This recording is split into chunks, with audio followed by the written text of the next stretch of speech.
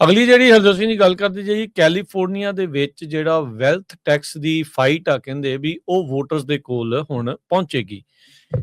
ਇਹ ਵੋਟਰਸ ਹੁਣ ਨਵੰਬਰ ਦੇ ਬੈਲਟ ਦੇ ਉੱਤੇ ਡਿਸਾਈਡ ਕਰਨਗੇ ਵੀ ਬਿਲੀਅਨਰਸ ਦੇ ਉੱਤੇ ਟੈਕਸ ਲਾਇਆ ਜਾਵੇ ਜਾਂ ਨਾ।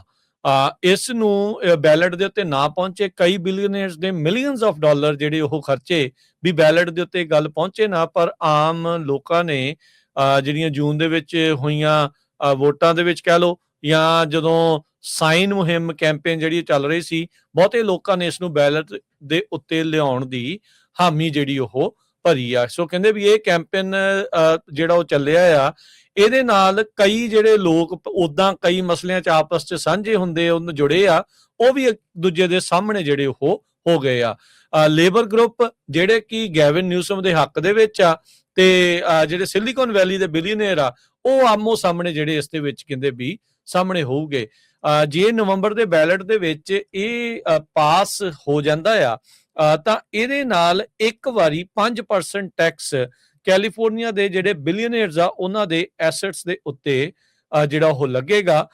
ਤੇ ਹੁਣ ਇਹ ਚੀਜ਼ ਜਿਹੜੀ ਆ ਉਹ ਬੈਲਟ ਦੇ ਉੱਤੇ ਪਹੁੰਚ ਗਈ ਹੈਗੀ ਆ। ਸਿਲੀਕਨ ਵੈਲੀ ਵਾਲੇ ਕਈ ਕਹਿ ਰਹੇ ਆ ਵੀ ਗੈਵਿਨ ਨਿਊਸਮ ਨੂੰ ਜਿਹੜੀ ਸਪੋਰਟ ਵੀ ਕਰਦੇ ਆ, ਉਹ ਕਹਿੰਦੇ ਵੀ ਗੈਵਿਨ ਨਿਊਸਮ ਇਸ ਬੈਲਟ ਮੈਜਰ ਨੂੰ ਰੋਕਣ ਦੇ ਵਿੱਚ ਨਾਕਾਮਯਾਬ ਜਿਹੜਾ ਹੋ ਰਿਹਾ ਆ। ਸੋ ਜਿਹੜੇ ਬਿਲੀਅਨਰ ਦੇ ਹੱਕ ਵਾਲੇ ਨਿਊਜ਼ਪੇਪਰ ਆ ਉਹ ਇਸ ਨੂੰ ਕੰਟਰੋਵਰਸ਼ੀਅਲ ਕਹਿ ਰਹੇ ਆ, ਦੂਜੇ ਜਿਹੜੇ ਲੋਕ ਆ ਉਹ ਕਹਿ ਰਹੇ ਆ ਵੀ ਇਹ ਵੈਲਥ ਟੈਕਸ ਬਣਦਾ ਸੀਗਾ ਇਹਨਾਂ ਦਾ ਜਿਹੜਾ ਉਹ ਦੇਣਾ।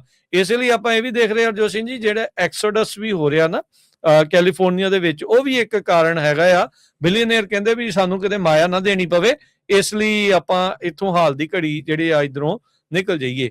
ਬਰਨੀ ਸੈਂਡਰਸ, ਰੋ ਖੰਨਾ ਵਰਗੇ ਜਿਹੜੇ ਲੀਡਰਸ ਹੈਗੇ ਆ ਪ੍ਰੋਗਰੈਸਿਵ ਡੈਮੋਕ੍ਰੇਟ ਪਾਰਟੀ ਵਾਲੇ, ਉਹ ਇਸ ਦੇ ਹੱਕ ਦੇ ਵਿੱਚ ਖਾਸਾ ਜਿਹੜਾ ਉਹ ਬੋਲੇ ਆ।